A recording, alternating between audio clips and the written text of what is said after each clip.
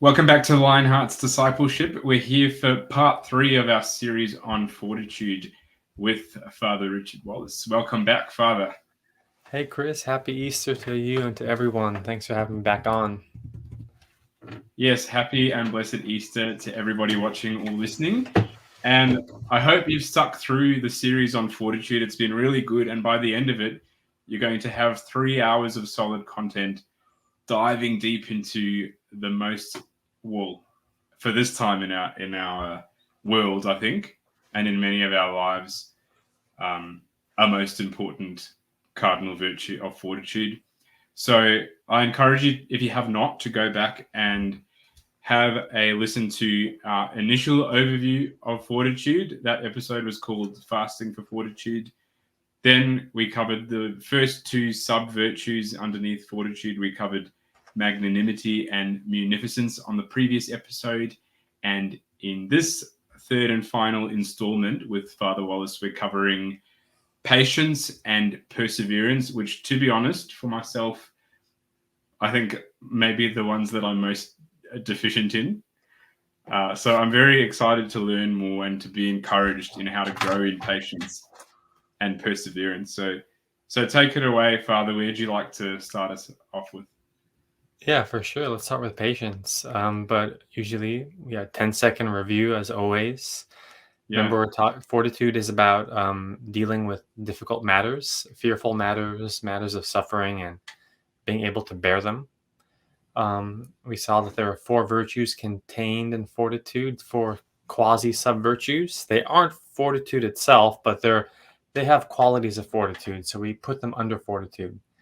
They were magnanimity, having a big heart, munificence, which is basically the virtue about using large amounts of money well, which is difficult.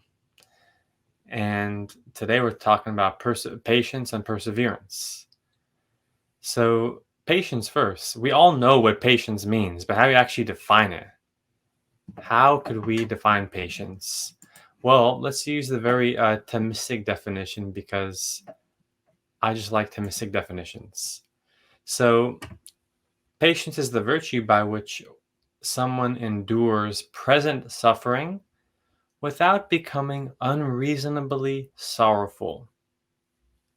That's really what you're doing when you're being patient.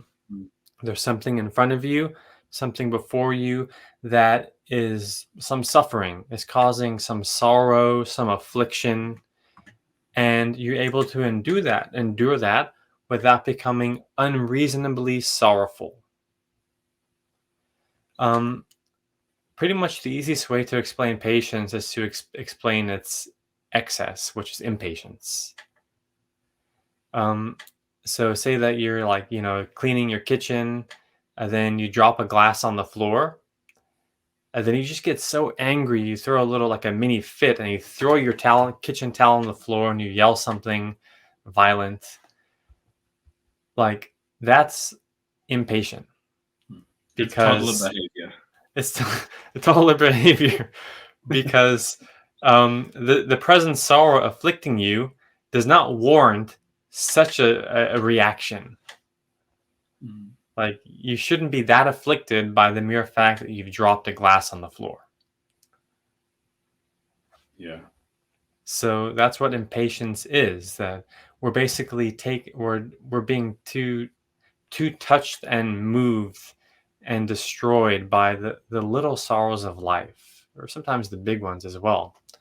But we're letting that sorrow overcome us. Mm-hmm. So we know that we all suffer from this to one extent, from one extent to another. And it strikes me too. I was going to say, it strikes me too as the kind of vice that it's easy to fall into when you're tired. That's for sure. You start the day, if you start the day feeling well rested, then it feels like you can endure a lot more. It feels like you can be a lot more patient. You can handle anything, especially if you've had a really good sleep. But as it comes towards the end of the day, maybe a few things haven't gone your way, then it's like we reach a limit, at least in our natural capacity. It's like we reach Mm. a limit, and then suddenly it feels like anything can just trigger us to Anything. some sort of outburst. It can be the smallest thing, like someone breathing, like Yeah. the smallest thing whatsoever, like someone looking at you. Don't Mm. look at me. It's just Yeah. like it's so we see it's really ridiculous when it comes down to it. Um, impatience. Impatience is one of those virtues where, at least I noticed this in my life. Like I didn't think that I was impatient, but probably because there was nothing to make me impatient. So I'm like, I'm a Mm. pretty patient person. But then when things come up, I'm like, oh man, I started to get angry. But then I realized actually I don't have as much patience as I thought I did. Yeah. What I thought was patience was basically just everything going my way so often. So that's just my own story that I realize I do suffer from this vice. And I remember getting afflicted by a lot of things, especially on Saturday nights when I was preparing for Sundays, because Hmm. Sunday's a busy day for priests. So Saturday night was basically preparing for that, writing sermons, printing out bulletins, you know, packing my car up with all my mass items, and basically every Saturday I was doing that at like 10 p.m. Probably because I didn't organize myself well enough, and I was just angry. I was just like, why, man, this is afflicting me so much. Yeah. That's when I realized, yeah, I'm not as patient as I thought I was. Hmm. Yeah. Whenever it's the weekend, I realize that I'm not as patient as I thought I was either, because it means I'm spending more time with young and demanding children who always have something else going on, and uh, there's an accident here or there, or they're in a fight, and then two might be in a fight, and then another two might be in a fight, and yeah, it's a lot. It's a lot. For sure, that's for sure. Patience, I think, it's an especially homebound virtue. Yeah. What does that mean? A homebound virtue? Well, it's just first of all, it's a word I just made up right now, but I Mhm. think it's a virtue that's tested and tried at home Okay. Yeah. because often it's actually really easy for us to be patient with people at work or people who we meet in the street or our friends and everything. Like for example, if I went Mm. to your house right now and then Mm. I dropped the food on the floor, would you get mad at me? You wouldn't. No, because you're my guest and I'm trying to honor you. Yeah. Like no one will get mad at me because I'm a priest, like they'd be like, "Oh, Mm. Father, it's fine, don't worry." But say Yeah. that someone else to that, one of your children, then you might be tempted at least to get impatient and angry. Yeah. So often we think that like, "Oh, I'm a patient person because I'm really nice to people at work or at church or when I go out and have fun." But when Hmm. I go home, I'm like an absolute, just like impatient, like angry person. Yeah. That's so true. So what's So, going on with that, would you say? man, I think well, it kind of follows that principle. I guess familiarity breeds contempt. When we live with people in Yeah. community life, very close to them, Mm. all of their faults start to come out. Our masks Yeah. come off, Yeah. and then we start to show our true colors. Yeah. But this is And it important can to be ugly because it's like we don't think those are our true colors. Like we That's the thing, probably look at ourselves with rose-colored lenses, and we think we're better people than what's going on in those moments when this ugly part of us comes out, for and then sure. it's like, who am I really? It's funny how we put such a nice image of ourselves up when we're at church and at work and stuff. We get dressed up, we have our manners, and we're nice to Hmm. everyone, respectable. But when we go home, different story. Yeah. Yeah. So we have to watch out with illusions here, I think, because with this virtue, actually with all the virtues, they're really proven and tested, I think, at home, in our home life, with our families, with our community. It's really easy for people to, we might call it, they mess up the order of charity.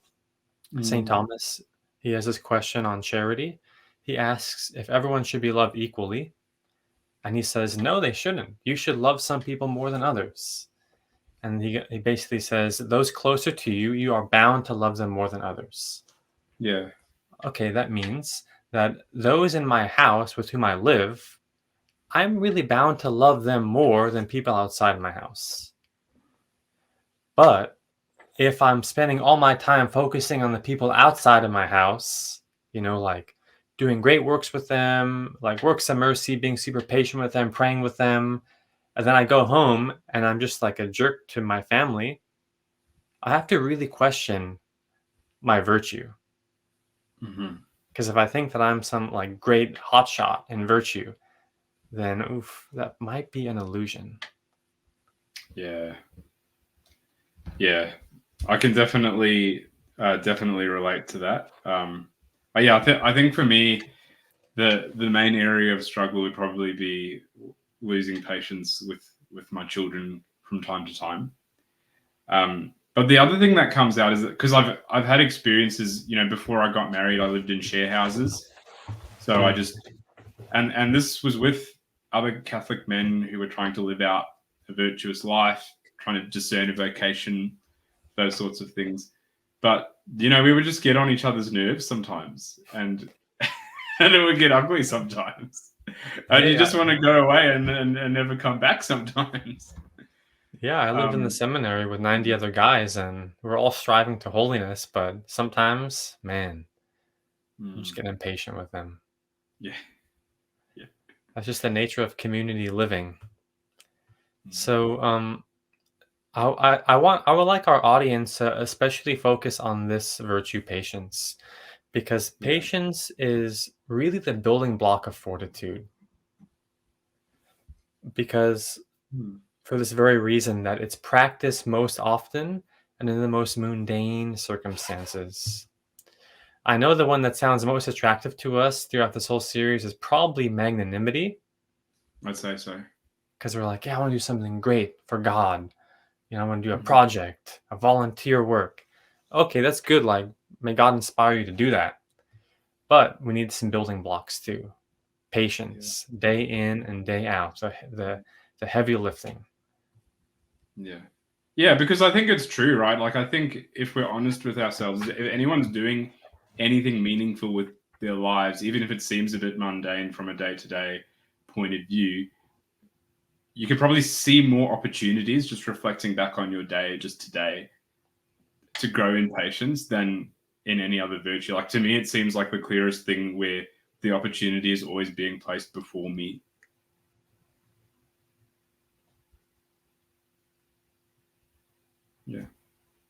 Yeah, for sure. Like, there's a great story of Saint Jane Frances de Chantal. She was the early 17th century nun that founded the Order of the Visitation. Great friend of Saint Francis de Sales. Basically, before she became a nun, because she was a widow actually, so she lost her husband at the age she was 30. So she had to take her children, her 4 children, and move into her father-in-law's house. Now, her father-in-law was basically a jerk to her. He was arrogant, he was vain, he was angry, and she had to live with them. Furthermore, the female housekeeper basically openly hated her in the house. Now, she had to live in that house for 7 years, and it is said that not once did she show them any disrespect or anger in return. Now, that's heroic virtue right there. It's really better than starting any big, great group or movement or anything like that. Yep, that's absolutely true. And it's just a not attractive to actually grow in the virtue. I mean, the prospect of actually growing in the virtue of patience and how that's done is not very attractive to people. Like, really fun. There's no dopamine involved, like in terms of brain chemistry. There's no tangible reward that will light up our brain chemistry or hormones, just looking at it from the natural Yeah, biological side. And so it's hard. There's nothing bright and shiny that we can cling on to and say, I'm going to do this thing. It's going to be great. It's like, for sure. no, your child's being a brat and you have to keep your cool. And no That's it. one's ever gonna see you exercising this virtue. Yeah, and probably by the time your child grows up, they won't even remember. Yeah. They won't even remember the particular instance when you were growing in patience. Yeah, so it's really a hidden virtue, though a super beautiful virtue that's most necessary for us. What was I going to say in regard to patience as well? It was on the tip of my tongue, but then I just lost it. Oh well, keep Well, you going. haven't told us about insensibility. Okay, Yeah. insensibility, that's the defect of patience. Remember, we said that each moral virtue has an excess and a defect when it goes too far to one way or to another way, because moral virtue observes the golden mean. Now, insensibility is a defect. It basically means like not having like being unmoved by any ills. Mm-hmm. So it's hard to really for me to think of examples in this regard. I might think of something like maybe a parent who it seems as if he's patient, but actually he's just like I don't really care about correcting my kids. I'm tired of it, and I should really like chastise them, but I just don't want to. I've had enough. I'm fed up. I'm fed up. So it can be that sort of thing, like being unmoved at any sort of ills. It's almost a sort of stoicism. Yeah. So can it Because also be in a circumstance in which we should be moved by compassion, but we're not? Like we're just yeah, indifferent? yeah, for sure. There should be a time when we should be moved by compassion. Like, um, again, it's hard to give examples. Just to give it like a really extreme example, that like say that like your house burned down and like you just didn't even react or even care about it. You would say that something's wrong with you. Yeah. Yeah. Like you should normally like, cry and feel really moved, and it's normal, like and it's not bad to be moved by sorrow. Yeah. It's bad to let yourself be moved by sorrow unreasonably when it's just small Mhm. things and then it like disturbs you. Yeah. But if the sorrow is deserves um, a lot on your part, a lot of reaction, then it's not really impatience. Yeah. It's not really it's Insensibility. fine. Yes. Mm. So Yeah, so I see what you mean by stoicism, or it's almost like having a robotic response, like you're responding like your mind is a computer. exactly. Mm. So I don't think many people. It's hard to say how many people fall into this. We usually focus more on the excess, which we know we all fall into, Impatient. impatience. Yeah, absolutely. Absolutely. Now, one way to grow in patience is this. St. Francis of Sales has a beautiful chapter in his Introduction to the Devout Life.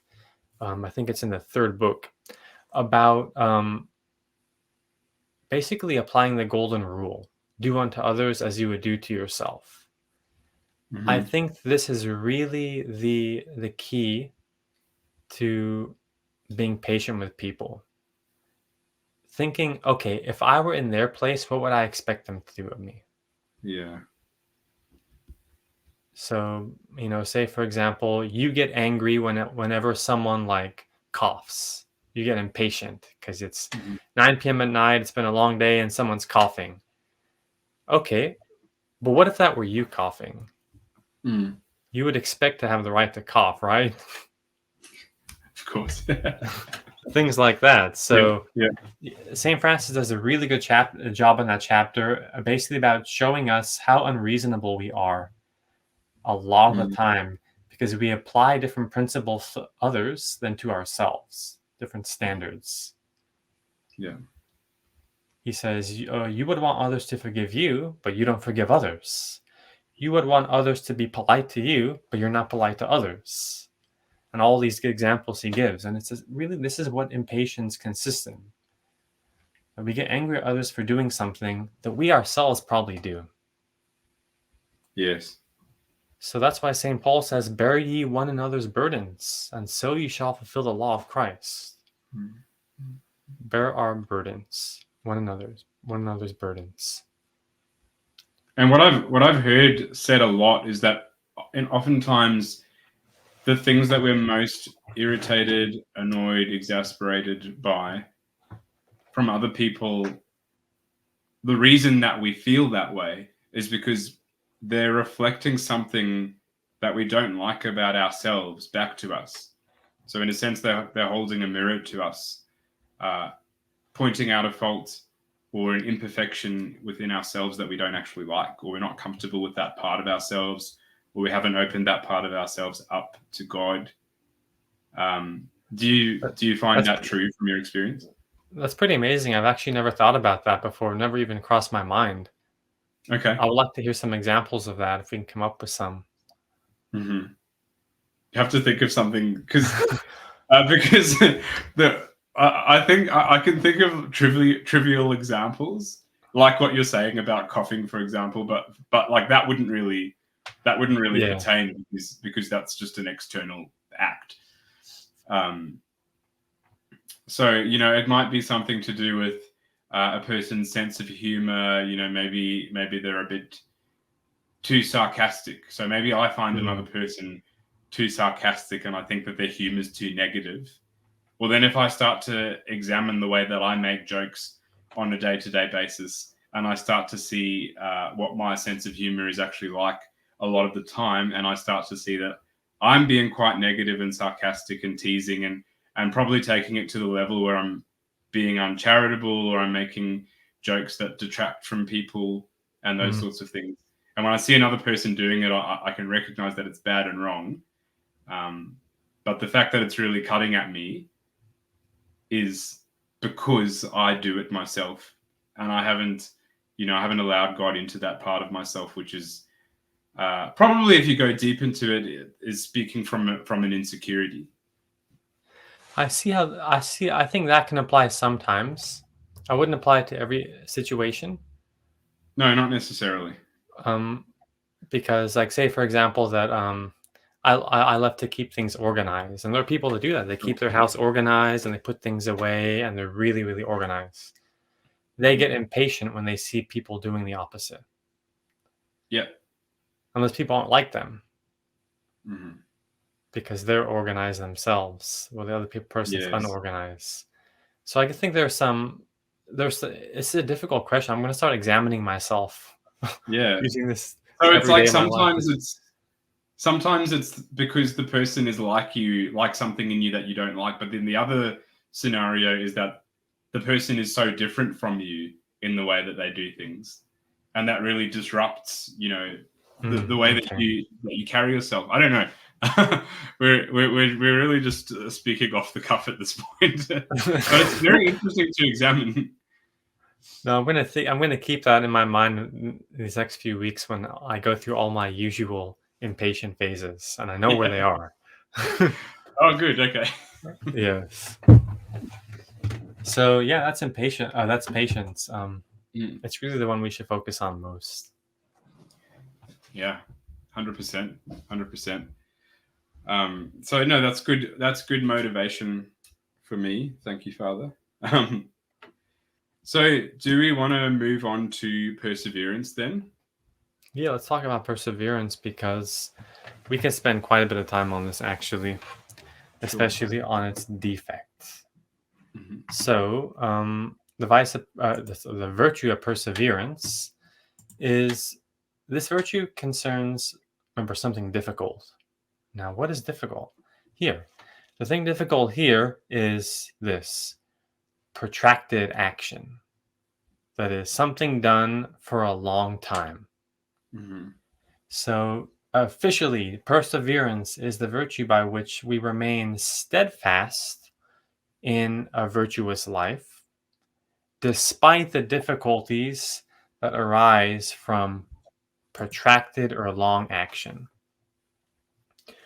That means that it's easy to do a good thing once, more difficult to do it twice, and really difficult to do it for the rest of your life or for any length of time.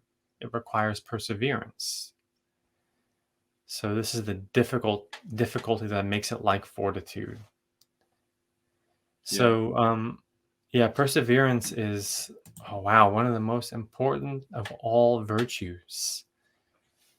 Because if we don't persevere, we can't be saved. That's very important. So Because that makes me think of often when you pray the rosary, you pray for particular graces with each decade of the rosary, with each mystery, and one of them is fine. Well, I think isn't it the crucifixion is often the what you're reflecting on or praying for is final perseverance. So that's applying the virtue of perseverance to the hour of your death, basically. Is that correct? It kind of is, but there is a difference between the virtue of perseverance and final perseverance. Okay. I can go into if you want to, but it's like a whole thing. So basically, okay. So virtue of perseverance is the one we just mentioned. It concerns doing difficult things for a long time. It's contained under fortitude. But the word final perseverance literally means this, theologically means this. When the moment of death coincides with us being in the state of grace. Okay. And the church teaches actually that final perseverance is actually a gift from God. Yeah. That you cannot obtain it by your own efforts alone. Sure. And you can't do that because no one knows if they're going to be in the state of grace when they die, and no one knows when they're going to die. Yeah. So St. Augustine, he talked about this a long time ago in the 5th century, that final perseverance is a gift from God that we have to beg him for. Wow. So do you see that distinction between those two definitions of perseverance? I do, yeah. One just concerns a virtue of that we do daily. The other concerns literally the last moment of our life, dying in God's grace. So it does. I'm just wondering, in terms of any connection, does growing naturally in perseverance dispose one, because of how grace builds on nature? Does it dispose one to the grace of final perseverance, even though they're different things?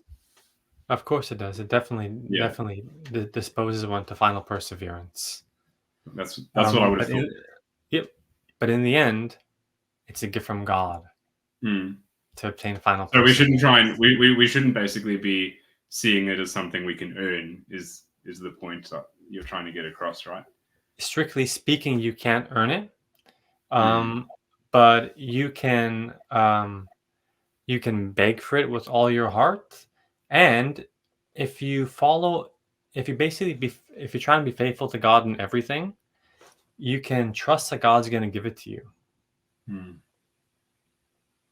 So it's a really mysterious thing that I don't want to talk about too much because I might end up slipping into subtle heresies. Okay. But let's not do that. So let's just know this, that the two aren't intrinsically connected, because there are some people who, for example, they lived a really bad life. Yeah. With no virtue whatsoever, and then on their deathbed, they convert and go to confession and they're saved. Technically speaking, that person did not have the virtue of perseverance when it comes to it's the way we're talking about it in fortitude, but yet they obtained final perseverance. Yes. Okay. Yeah, that's a great distinction. Yeah, thank you for that, because I've never been able to make that distinction. So, yeah. At the same time, though, we don't want to. How do I say it? Those are always the extraordinary cases when someone dies at the end of their life and just changes like that. Yeah. And we shouldn't just assume that of ourselves, saying, "Oh, I can just live however I want, and God's going to save me if I beg Him for this gift." Yeah. That would be rash to assume that. Yes. We have to try our hardest to persevere, even in daily life, in order to get to the end. Yeah. So, okay, that ends our rant on final perseverance. Sorry, it took a long time. Go back to the main topic then. Perseverance as a virtue in fortitude. So it's difficult to do things for a long time. It's easy to begin, hard to continue. Say, for example, there's so many examples you can think about, actually. The biggest one is vocational things. Sure. It's hard to persevere in your vocation. It's one of the most difficult things you can do. But the people who do it are really the people of great fortitude. The other day, I was talking to some religious sisters in the nursing home, and one of them is 93. She said that she's been professed for 70 years. Wow, amazing. And I asked her, I said, "Sister, how did you persevere?" And it's funny because she didn't give me any high-flying, like, spiritual answer. She's just like, "Father, we made a commitment and we stick to it." It's like, man, that's hardcore. It's real. That's where it's at. Nothing That's flowery real life, or anything. So it's super important.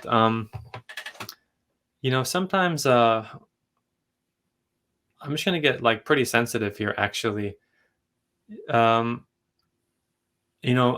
men, we think that we're really like super courageous and manly, and I'm a manly man and all these things.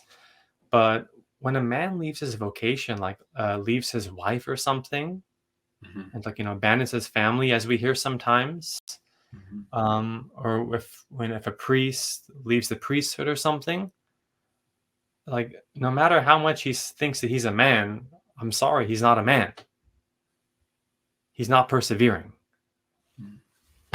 So that's important. Like when one is tempted to leave one's vocation, one has to be like to think, whoa, I need this.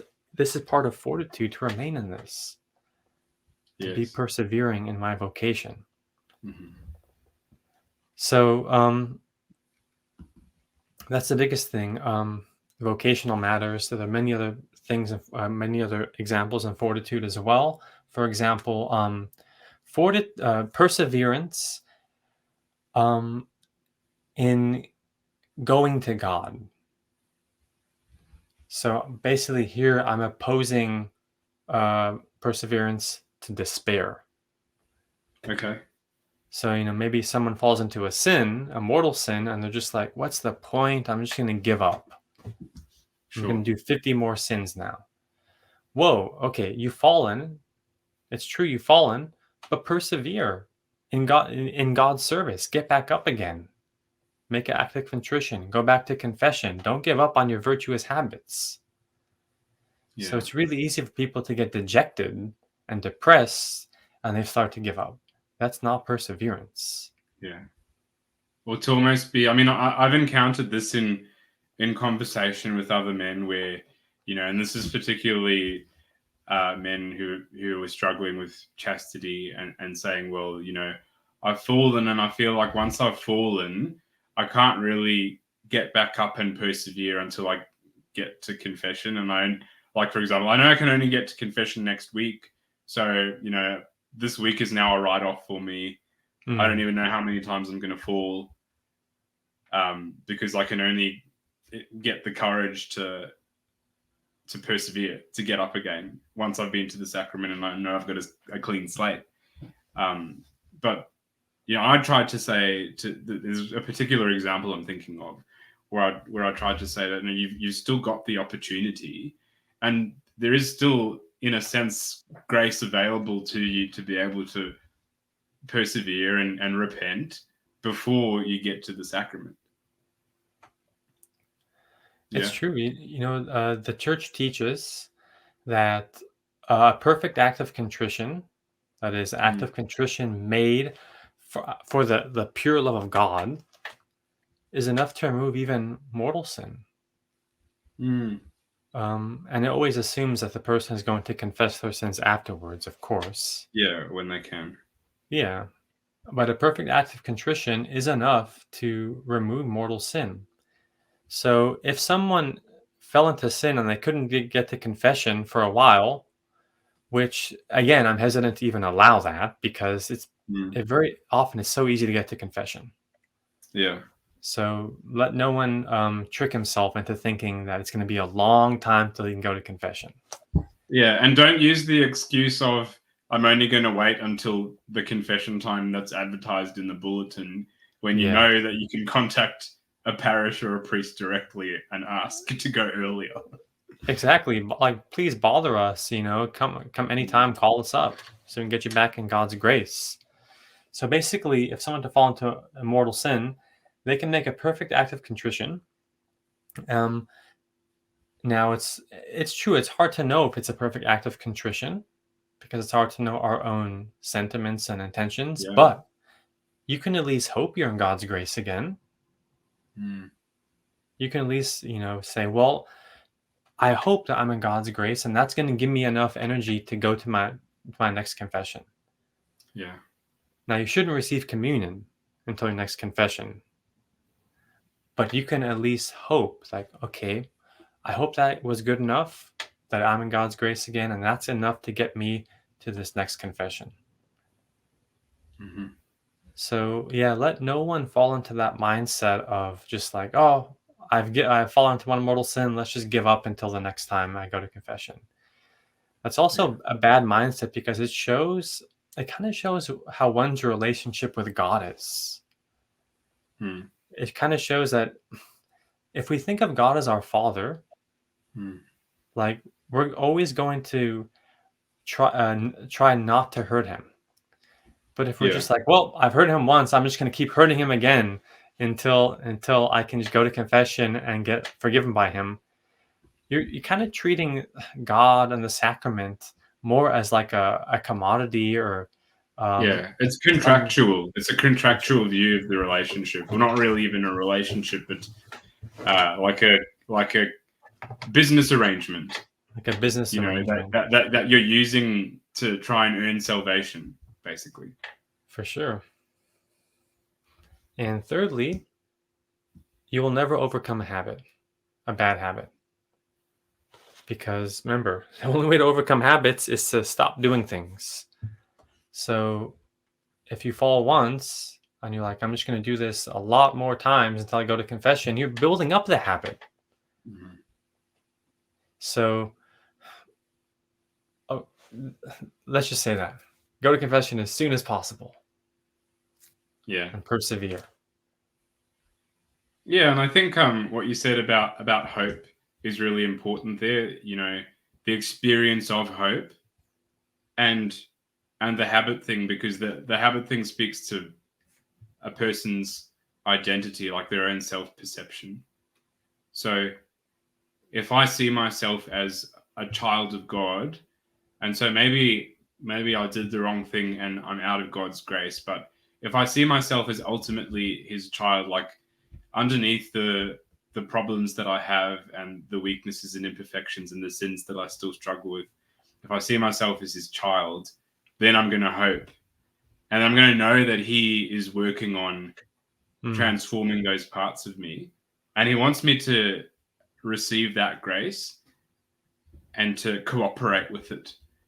And so it's sort of saying that, well, that attitude that we were talking about of falling and then saying no, that's it until I'm absolved. Um, we're we're losing that identity that is bestowed upon us. So Yep, hope is so important, Chris. We can do a whole class on that as well. yeah, It's so sounds important good. for people to Sounds have good. hope. Yeah, because hope encourages. So we're talking broadly about courage, but I think hope Yes, encourages. I like the etymology of that word you just gave. Encourage Mm-hmm. and fortitude. You might as well just call it and fortitude. Sure. Yeah. It strengthens us. Mm-hmm. Now there's another area of perseverance that I was thinking about, and it's basically we have to persevere in bringing people to God, whether it's me as a priest, in converting souls, or you as a parent in raising your children, in getting them to God, all these sort of things. Because it's really easy to give up, first of all, be like, oh, this person's hopeless. They're not going to get to God. They're incorrigible. Yeah. Or even if you don't give up, you kind of just start to coast along. Like, oh, they're going to live in a bad state. What can I do about it? I kind of just forget about it. So we have to persevere a lot to bring people to God. Yeah. There's a great story of Saint Madeline Sophie Barrett. She was a nun in 1800s. And basically, the story goes that there was a woman named Julie who came into her life. And Julie was basically, she had a really bad upbringing and was kind of just like one of these, like, I don't want to say a crazy woman, but just someone who's dangerous and just like on the edge and everything. And Saint Madeline Sophie Barrett basically took her under her wing and tried to bring her to God by teaching her virtue and bringing her to the faith. And usually, or a lot of the time, she was repaid by Julie with, slander, by anger, by backbiting and like betrayals and sort of things. Now, for 20 years, Saint Madeline Sophie dealt with her in patience and perseverance. She wrote over 200 letters to her, to this troubled soul. She never gave up in trying to convert her. And even more, St. Madeline Sophie died without even seeing the fruits of her labors, because it wasn't until 7 years after she died that Julie finally came to God. So that's great perseverance. Writing 200 letters to someone, suffering for years and years for someone's conversion. I know that there are many. I hope she was reading the letters. Oh, you were reading them?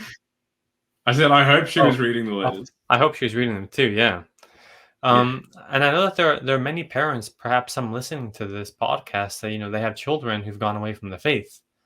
And it's easy to be like, oh, they're not going to come back, or I'm just going to forget about it.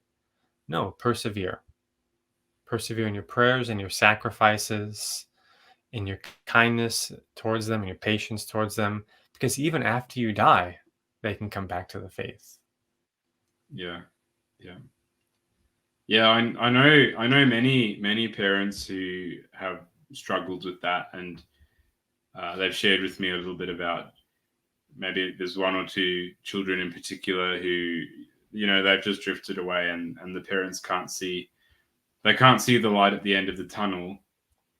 But I think in the examples that I can think of, the parents, they were still persevering. It was just extremely difficult, and you could see that it was a weight on their shoulders, carrying this. And I suppose having doubts about their own child's salvation, and am I going to see my child in heaven one day? I'll do anything for this to be able to happen, but they still can't see it happening, and just that tension. I mean, my kids are still young, but I can already see, because it's like they don't necessarily do what I want them to do all the time. So I can see the possibility of them, potentially drifting off. And the prospect of that is scary. Yeah, it's a true weight on your shoulders. It's nothing less than a cross, really. But it's really, in a sense, perseverance is the greatest virtue. Because it's really like one of the most manly virtues, the one that shows that you can do something good for a long time. You can set yourself in good. It doesn't just come in fits and starts. That you can endure things for a long time. What a great virtue is perseverance. Yeah, and I think with what I said about patience, it applies to perseverance too. Specifically, when I was talking about this idea of dopamine, of experiencing a Mm. reward, of hoping for. Well, we can hope for a reward with perseverance, but we can't hope for a quick or instant gratification. So it would seem to me that with both of these, with patience and perseverance, this might be the one that is atrophying in people, decaying in a lot of people the most today because of our instant gratification based society, because of our screens, our social media, the dopamine addiction, right? Like these things are training our minds, like you were talking about habits before, they're habituating us in the opposite direction to patience and perseverance. So it's becoming even harder than it would have been, if we were starting from scratch. It's like it's putting us into a deficit where we're in the minus digits in these areas, but we're being called to be far in the positive. You're right, and this is the perfect time to get into that, to talk more about that now, because you just introduced us to the defect of perseverance, Mm-hmm. which is called inconstancy. So inconstancy is basically not being able to persevere or continue in good actions because of the difficulty involved in doing them for a long time. That's what it means to be inconstant. Basically, it's giving up too easily because of something's difficulty. Now, it's important to know that St. Thomas Aquinas, he doesn't call it inconstancy. It's actually a name that we've given it just to make it more of a, to give it a more modern understanding. But in Latin, he calls it mollities, which means softness.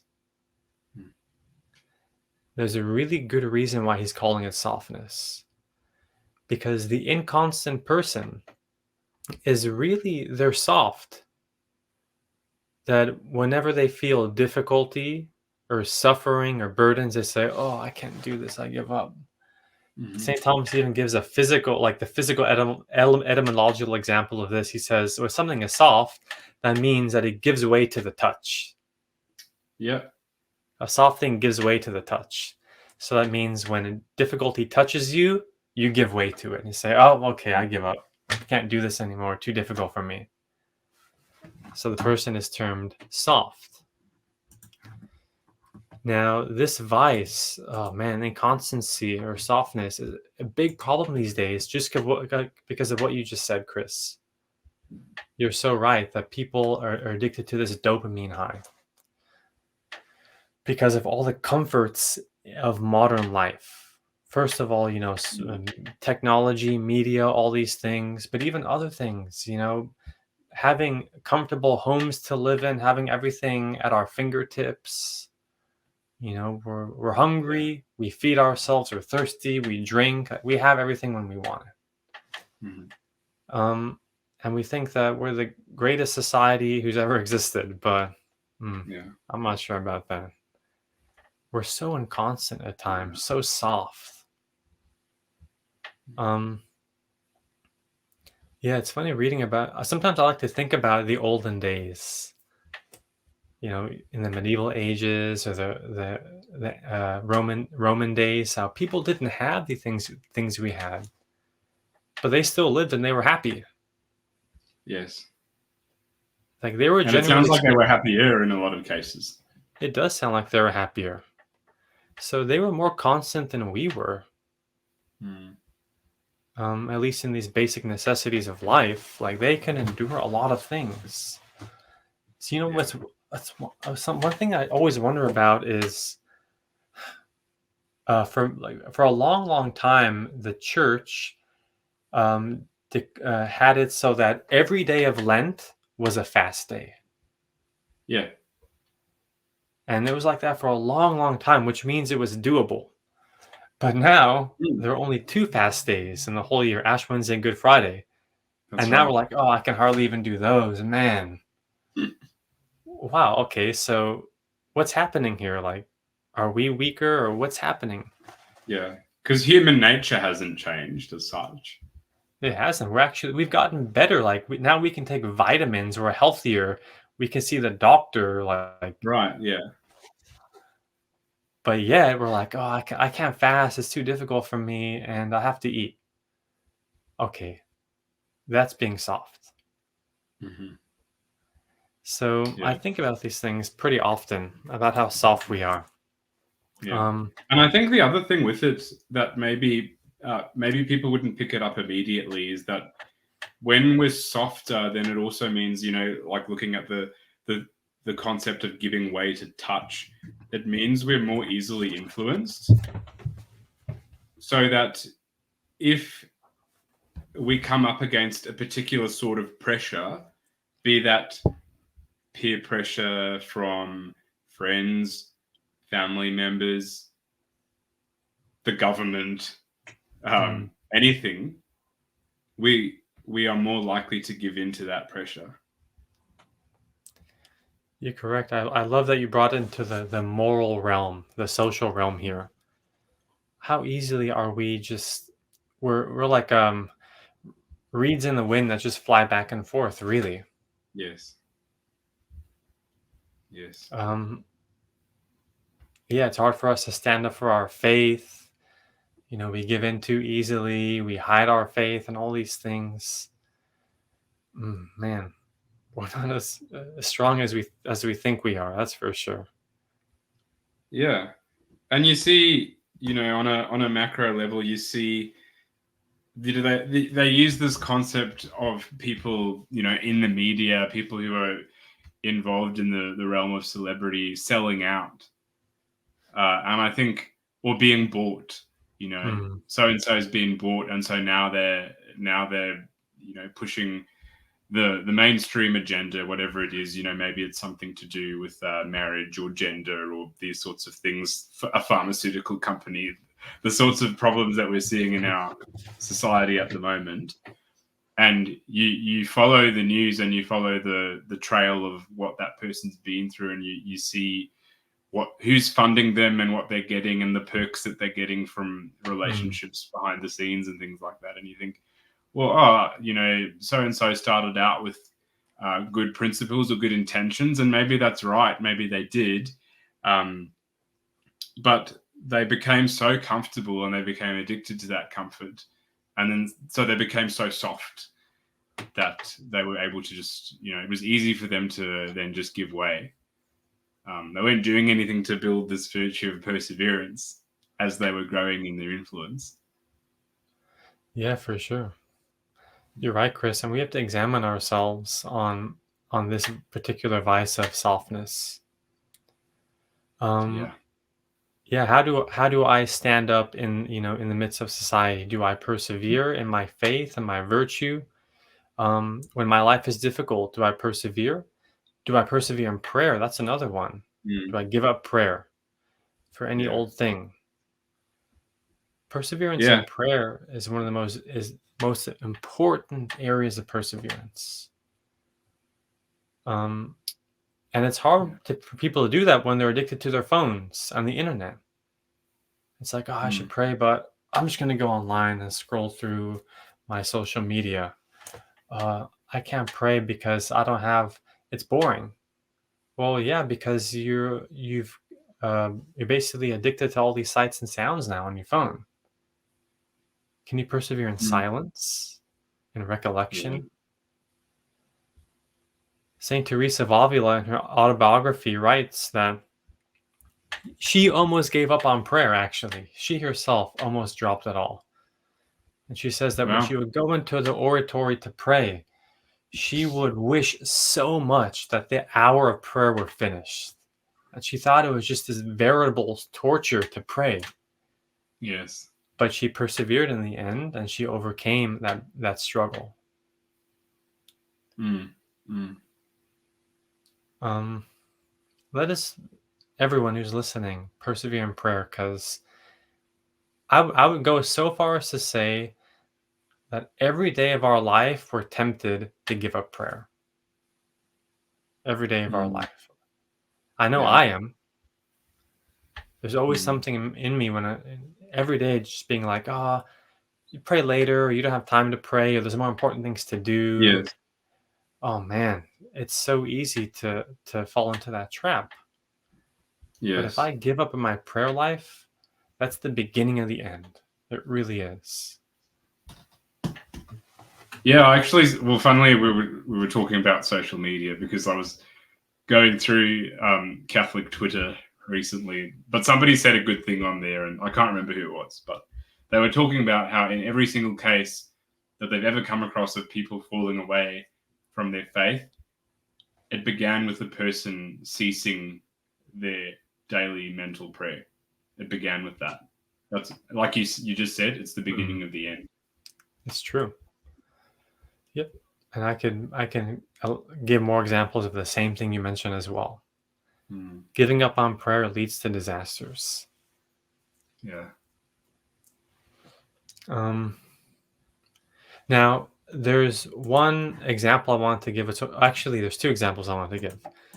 First of all, Fulton Sheen, Great. who's really great.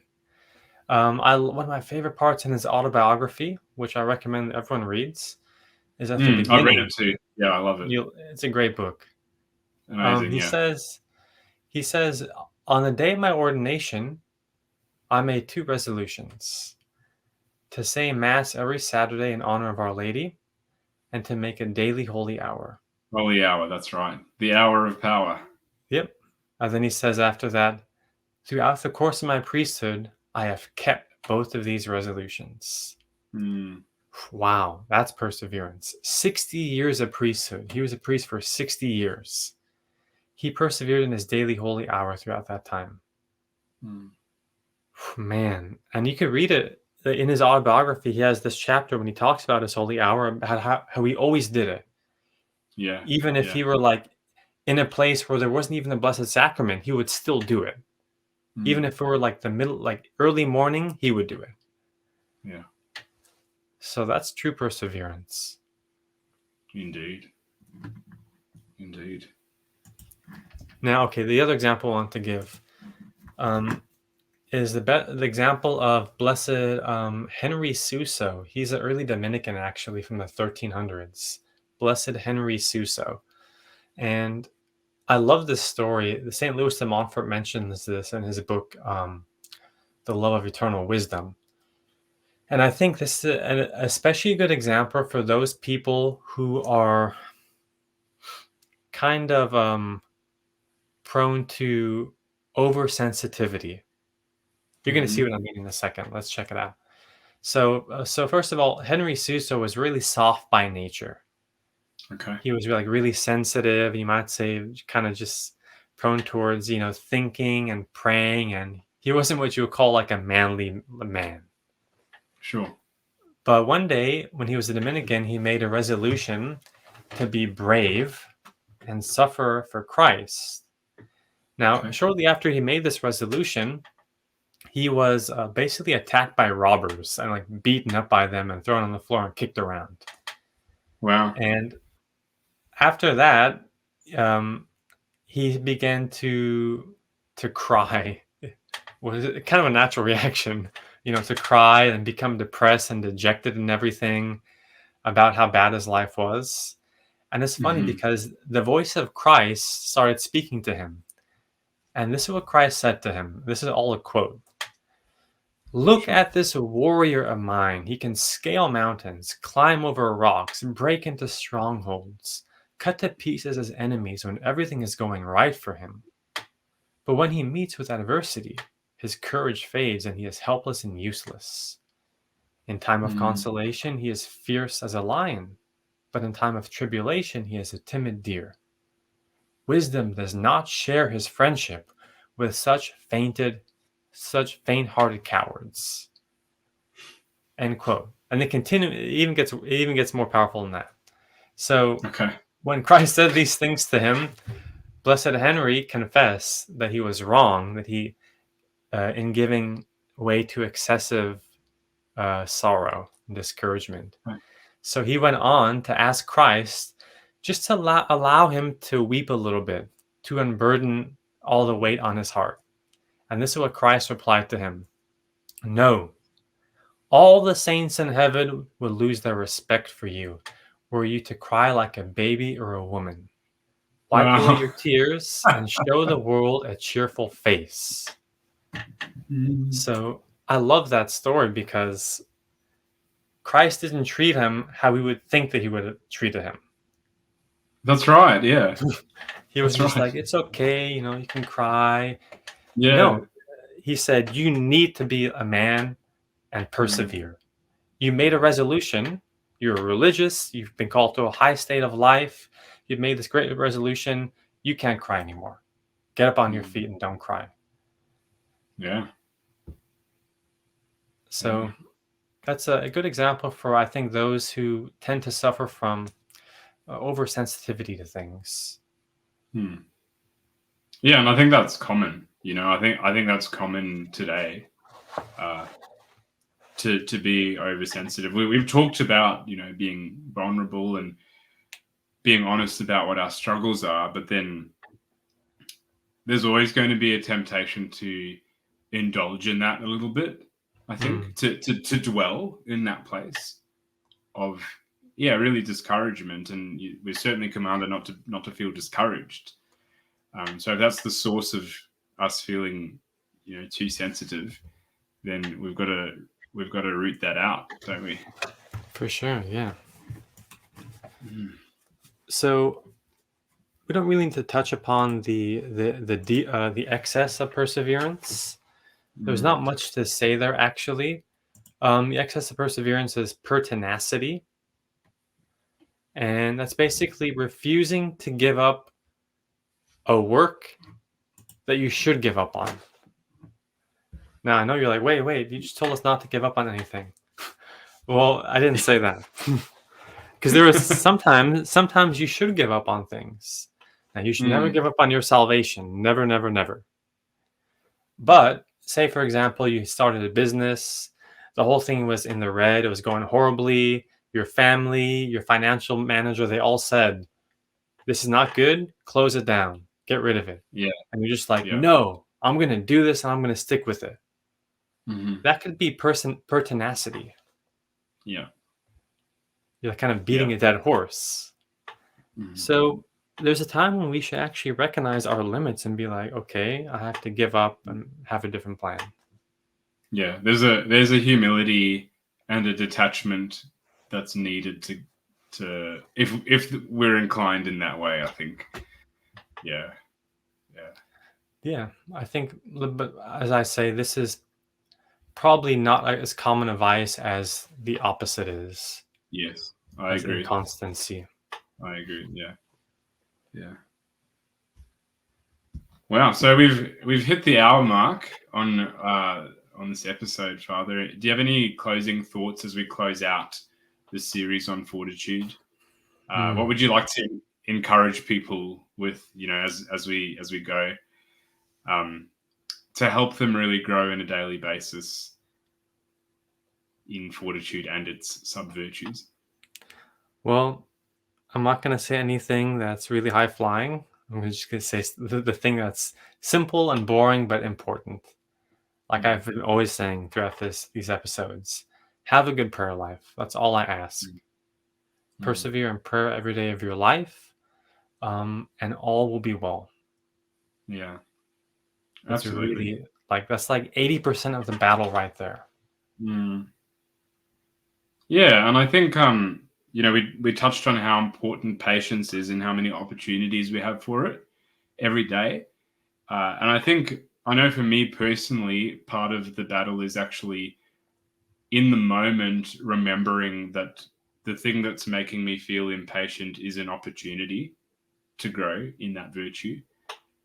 So one thing that you can do really practically when you're doing your daily prayer, which obviously we encourage you to do, is to pray, to be mindful and aware when you start to become impatient that this is an opportunity.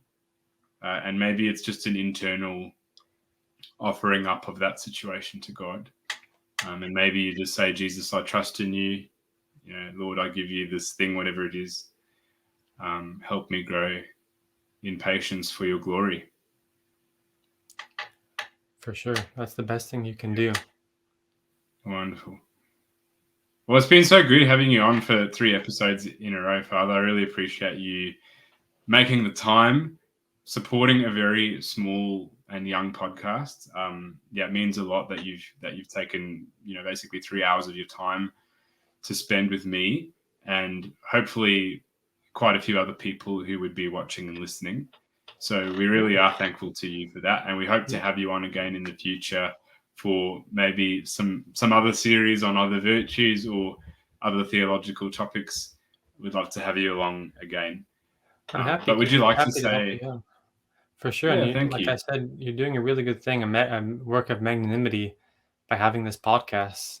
Also, work of perseverance and patience. Yeah, thanks. Munificence. We'll see, because if it goes great places, if it goes great places, then munificence is needed for sure. But so if anyone's feeling particularly munificent, that's a good way to advertise. There you go. That's right. You can go to coffee.com/lionheartsdiscipleship and you can buy us a few coffees. And Father, would you like to give us a final prayer just as we conclude here? We'll finish with a prayer of Saint Miriam of Jesus Crucified. In the name of the Father, Son, Holy Spirit. Amen. Amen. Holy Spirit, inspire me. Love of God, consume me. Along the true road, lead me. Mary, my mother, look upon me. With Jesus, bless me. From all evil, from all delusion, from all danger, preserve me. Amen. In the name of the Father, Son, and Holy Spirit. Amen. Sweet. Thank you so much, Father Wallace. I believe you've got somebody to go and pick up from the airport, so I'll let you go. And thanks, everybody. Stay tuned for our next episode. We'll be back soon. God bless you all. I'll see everyone. Keep enjoying Easter. Yeah.